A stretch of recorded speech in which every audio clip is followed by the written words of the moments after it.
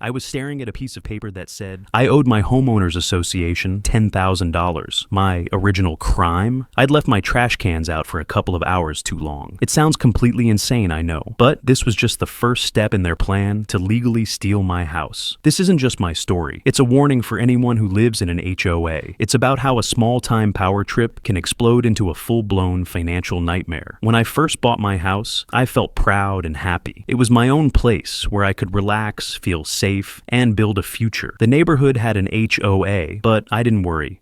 The rules seemed fair. Keep your yard clean, don't make a mess, and pay your monthly fees. For years, everything was fine. I followed the rules, paid on time, and enjoyed my home. I never thought the HOA, which was supposed to protect the neighborhood, would become the biggest danger to my house.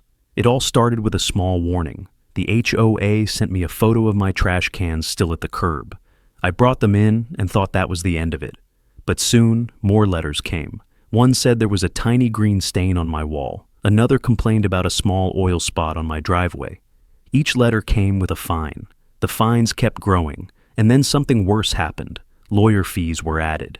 Even though the problems were small, the money I owed became huge. It felt unfair and confusing, like being punished over and over for things that barely mattered. Then came the scariest letter of all. It used big legal words, but two stood out clearly: lien and foreclosure. That meant the HOA could try to take my house if I didn't pay. I was shocked. How could trash cans and tiny stains lead to losing my home? I learned that in some places, HOAs have strong legal power. If you fall behind on certain payments, they can start the process to sell your house, even if you still owe money to the bank.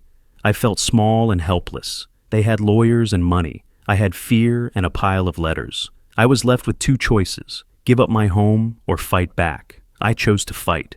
The first thing I did was hire a lawyer, which immediately cost thousands of dollars. It's a common story. I had seen reports about families like the Baldwins in North Carolina who spent over $10,000 in legal fees to defend themselves against their HOA. My lawyer and I spent hours digging through the HOA's bylaws, searching for a mistake, a loophole, anything. We found that they had levied many of the fines improperly, without holding the required formal hearings. We also learned about the critical legal difference between unpaid dues, which can lead to foreclosure, and unpaid fines, which in many places cannot. We documented everything: every letter, every email, every single threat. It was an emotional hell.